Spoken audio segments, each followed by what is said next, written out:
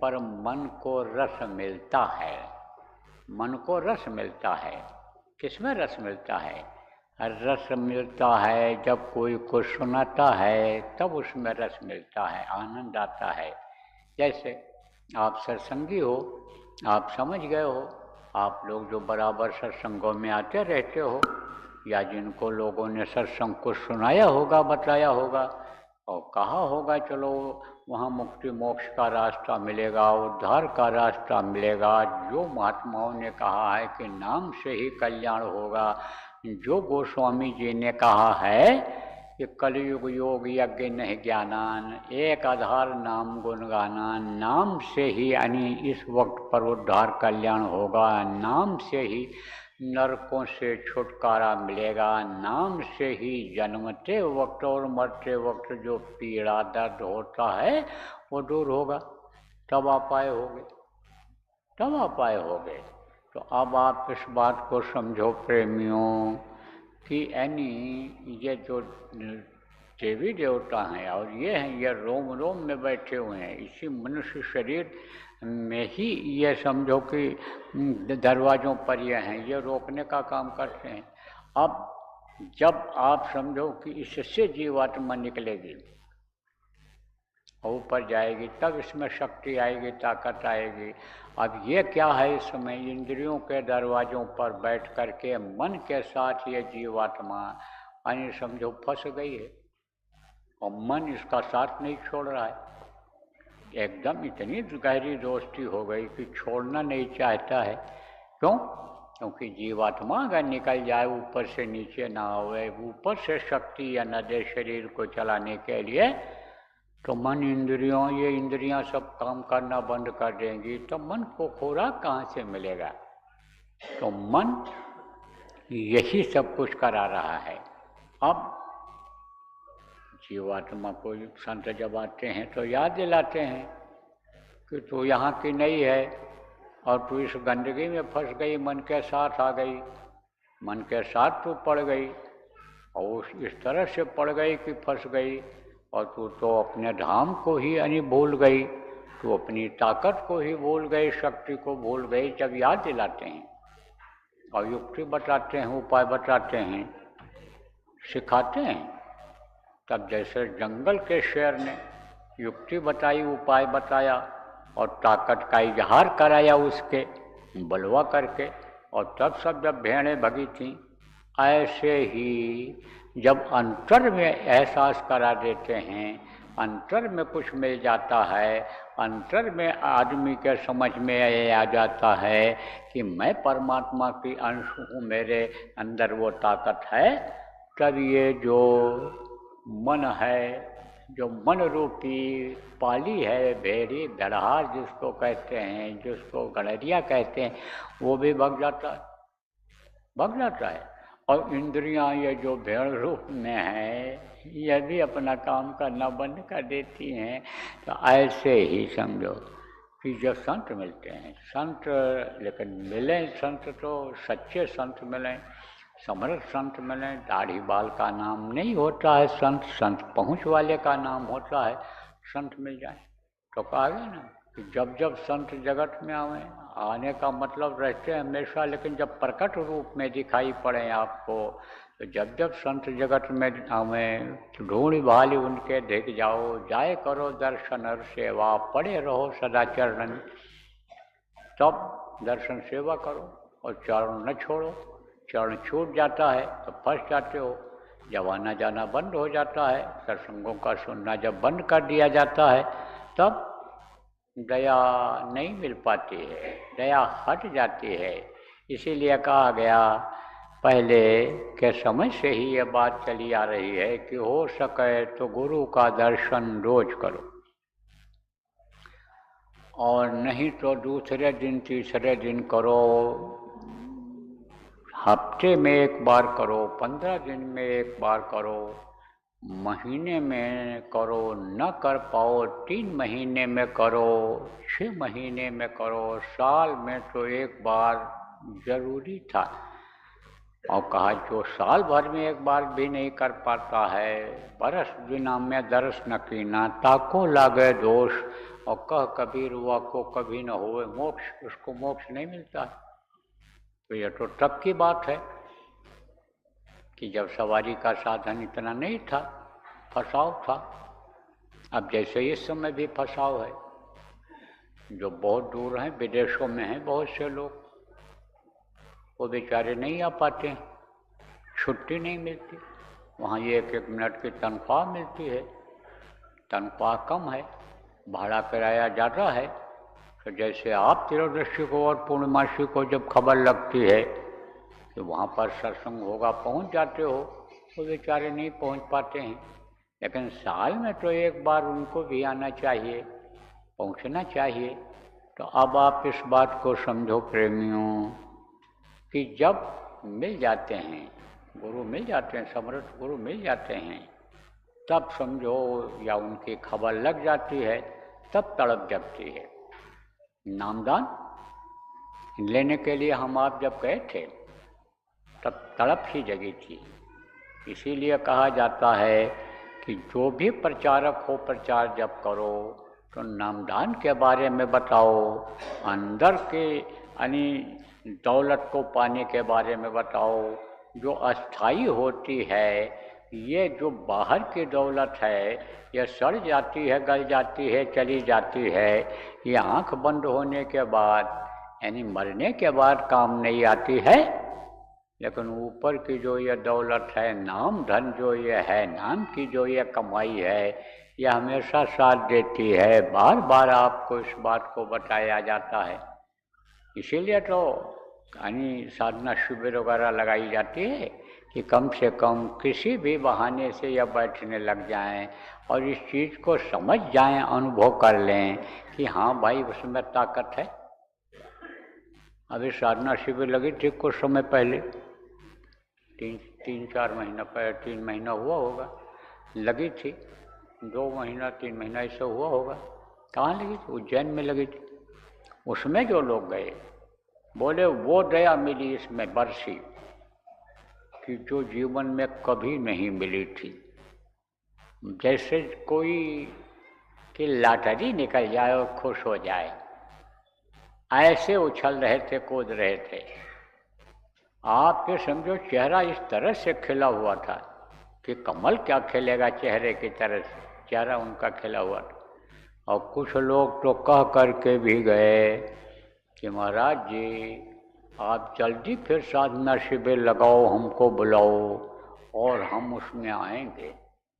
संकल्प बना के जो गए हैं वो तो पहुंच जाएंगे, और संकल्प जो नहीं बनाए होंगे उनका टूट जाएगा। और ऐसी जगहों पर जब कोई आयोजित करके कार्यक्रम किया जाता है, तब वहाँ प्रसाद मिलता है। जैसे कथा सत्यनारायण की सुनते हो तो प्रसाद बांटते हो ना, अब उसमें जिसको आप बुलाओगे वो आएगा तो प्रसाद तो पाएगा ही पाएगा। कोई भी पूजन हो, कोई भी अनुष्ठान हो, उसमें जब जाएगा तो प्रसाद तो मिलेगा ही, दोगे ही आप। लेकिन अगर मुंडन छिद्दन है वो है तो उसमें प्रसाद थोड़ा बचता है, उसमें तो भोजन खिलाते हो, जलपान नाश्ता कराते हो। ऐसे ही इस बात को समझो प्रेमियों। तो साधना शिविर लगने फिर जा रही है। कब से है? वो 11 तारीख से शुरू होगी और फिर 14 तारीख को ख़त्म होगी, 72 घंटे की रहेगी। और यही साधना शिविर जो लोग नहीं पहुंच पाएंगे वहाँ, या जिनको अंतर में अनुभूति कुछ नहीं हुई है, अभी कच्चे हैं, अभ्यास करना है, पहली दूसरी दर्जा की पढ़ाई करनी है, वो लोग अपने घरों पर करेंगे। और जगह जगह जहाँ आश्रम हैं, जैसे आपका ये आश्रम है, यहाँ भी साधना शिविर लगा दो आप, जिम्मेदार जो लोग हो। और नज़दीक के लोग आप वहाँ नहीं पहुँच सकते हो, यहाँ पहुँच सकते हो तो यहाँ लगा दो। अब ये जरूर है कि जैसे आपने एक कनाते लगा दिया लोगों के रहने उठने बैठने के लिए पीछे कोने में, ऐसे चारों तरफ से आप लगा दो। हवा ना आवे, ठंडी का महीना रहेगा, इनको तकलीफ ना हो। इनको एक को अगर तकलीफ हुई, एक को अगर खांसी आ गई जो आए यहाँ, हाँ, तो और लोगों को बाधा आ जाएगी भी, क्योंकि आवाज़ उस समय नहीं होनी चाहिए जब ध्यान लगता है, भजन होता है। क्योंकि बाहर की आवाज़ अगर कान के अंदर चली जाएगी तो अंदर में जो सुनाई पड़ने का है या जो सुनाई पड़ रहा है वो नहीं सुनाई पड़ पाएगा, सुनाई नहीं दे पाएगा उसको। इसलिए थोड़ी व्यवस्था पहले से ही आप लोग बना लो। अब समय कम रह गया है तो इसी में आप तैयारी कर लो, जो व्यवस्थापक लोग हो, जिले के जिम्मेदार लोग हो, तैयारी कर लो। इसी तरह से सभी आश्रमों पर लग जाना चाहिए। ये खबर आप जो जिम्मेदार लोग कोई सुन रहे हो तो इसको पहुंचा दो। जहाँ जहाँ संभव है, जहाँ जहाँ हो सकता है, जहाँ जहाँ व्यवस्था आश्रमों पर हो सकती है, कार्यालय आप बनाए हुए हो देश विदेश में, सब जगह साधना शिविर लगवा दो। वहाँ बैठ करके लोग साधना करें। आप लोग अपने अपने गांव में लगवा सकते हो 3 दिन की या खंड साधना शिविर। बाकी तो वो खंडित वाली चल ही रही है, लेकिन खंडित वाले पर आप जो जोर कम दे रहे हो, जो जिम्मेदार लोग हो उसको जोर दो, उसमें ज़्यादा लोगों को फ़ायदा होगा, ज़्यादा लाभ उसका मिलेगा। आपको सब नियम कानून के बारे में बताया जाता रहा है, बता दिया गया है, और जो अन्य जानकारी नहीं आपको हो पाई है वो जिम्मेदार लोगों से पूछ लेना कि किस तरह से लगाना रहेगा, किस तरह से करना रहेगा। ऐसे ही इसके बारे में भी आप उन लोगों से पूछ लेना कि जो लोग साधना शिविर पहले लगा चुके हैं वो सब आपको बता देंगे। तो साधना करोगे तो दया मिलेगी, और जब मिलेगी तब आप ये अनुभव करोगे कि भाई जो इच्छा कीन्ही मन माही, और गुरु प्रताप का दुर्लभ नहीं। गुरु की दया से जो इच्छा करेंगे वो चीज़ दुर्लभ नहीं होगा, आसान हो जाएगा। तो प्रेमियों, आप जब इच्छा करोगे और संकल्प बनाओगे तभी तो काम होगा। तो प्रचार किया होगा, नए लोगों को बताया होगा, और प्रचारकों ने नाम के बारे में, नाम के महत्व के बारे में, नाम की कमाई करने से क्या फ़ायदा होगा, लोक परलोक कैसे बनेगा, सब तो बताया होगा। जब बताया होगा कि जब तक जिंदा रहोगे तब तक सुखी रहोगे, अगर नाम लेकर नाम को जपने लग जाओगे, ध्यान भजन जो यानी वहाँ बताया जाएगा करने लग जाओगे, जब शरीर छूटेगा तो आराम से चले जाओगे अपने वतन, अपने घर चले जाओ। और आप आ गए तो प्रचार तो किया होगा इन्होंने, संदेशा तो भेजा होगा इन्होंने, लेकिन वो लोग नहीं आ पाए जिनके कर्म खराब थे, जिनका खान पान गलत हो गया, साथ गलत हो गया जिनका, उसका असर आ गया। लेकिन जो संस्कारी थे वो खिंच गए जब उनको पता चला असली चीज़ मिलेगी, कि जो नकली नहीं रहेगी, उस तरह के कि नकली नोट नहीं चलता है, नकली चांदी नहीं चलता, सोना नहीं चलता है। जब पता हो गया असली चीज़ मिलेगी, ओरिजिनल चीज़ मिलेगी, तो चल पड़े, खिंच गए, खिंचते भी हैं। और आप ये समझो संस्कार भी जगते हैं तो पहुँचते हैं। पंजाब में 10 गुरु हुए, सबसे पहले नानक साहब हुए, नानक के बाद अंगद साहब हुए, गुरु अंगद देव जिनको कहा गया, उसके बाद अमरदास हुए। तो अमरदास के समय की बात है, तो अमरदास जो है वो धार्मिक थे, संस्कार था उनका, संस्कार जगह माध्यम कोई बना।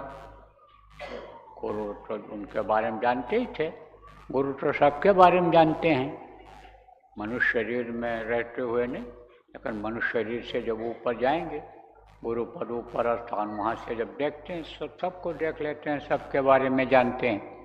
तो गए थे कहाँ, संस्कार था उनका, तो कहाँ गए थे, गंगा नहाने। पैदल जाते थे लोग, सवारी का साधन था नहीं उस समय। तो रास्ते में यानी कई लोग जा रहे थे, तो एक वहाँ पर ज्योतिषी थे, तो मिल गए, ब्रह्मचारी थे, ब्रह्मचारी मिल गए। पूछा इनसे कि आप कहाँ जाओगे? बोले मैं तो भाई गंगा नहाने जाऊंगा।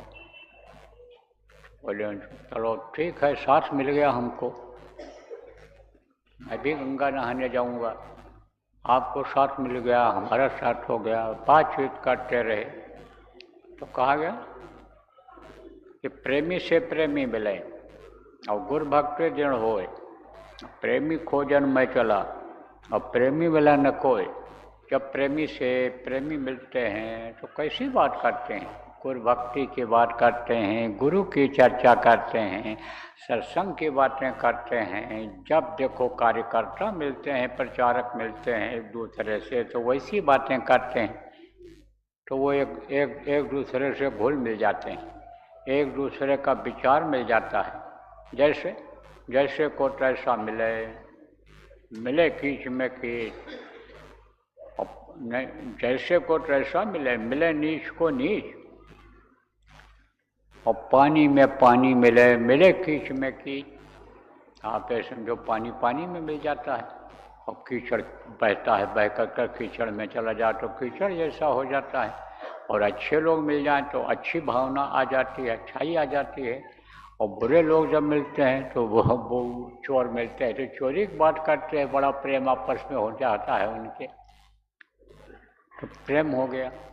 गए साथ साथ रोटी खाए बैठ करके और गए नहाए, नहा करके जब फिर वापस आए तो अमरदास जी का घर पहले पड़ता था और ब्रह्मचारी का घर दूर था। तब उन्होंने कहा भाई आप रुक जाओ। कहा नहीं हम चले जाएंगे, कहीं रुक जाएंगे। बोले कहीं जब रुकना है तुमको पहुंच तो पाओगे नहीं, विश्राम आपको रात्रि को करना पड़ेगा, सोना पड़ेगा, तो मेरे यहाँ ही चले चलो। बोले ठीक है। ले गए, खिलाए पिलाए। अब खाने पीने के बाद बगल में ही चारपाई डाला, अमरदास ने भी बगल में ही चारपाई डाला, तो बातें फिर करने लगे। तब उन्होंने पूछा ब्रह्मचारी ने अमरदास से कि ये बताओ कि आपने नामदान कब लिया, किससे लिया? सब उन्होंने कहा भाई मैं तो नामदान लिया ही नहीं। नामदान नहीं लिया? तुमने गुरु नहीं बनाया? कहा गुरु तो हमने किसी को बनाया नहीं, हम तो बस यही समझते रहे कि गंगा स्नान से मुक्ति मिल जाएगी। कालिका की पूजा करते रहे तो हम तो यही समझते हैं कालिका ही हमको मुक्ति मोक्ष दे देंगी। आपने जो ये सब रास्ते में बातें बताई हैं, इच्छा तो मेरी भी अब कुछ हो रही है कि मैं भी खोज लूँ समर्थ गुरु, लेकिन भाई अभी तक तो हमने नामदान नहीं लिया है, सच बात तो यह है।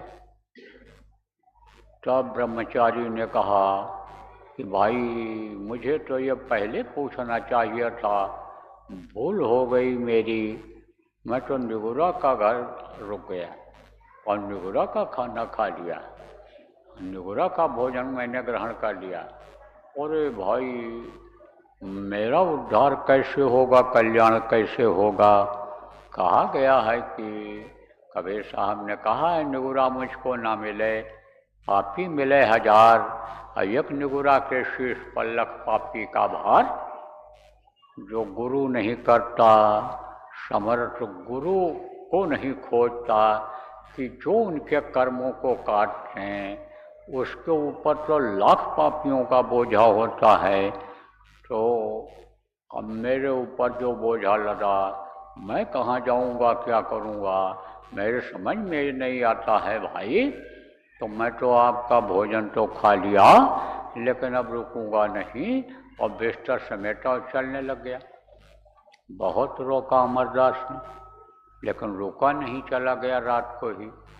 अब इनको बड़ी कलानी हुई, इनको बड़ा दुख हुआ, रात में जल्दी नींद नहीं आई।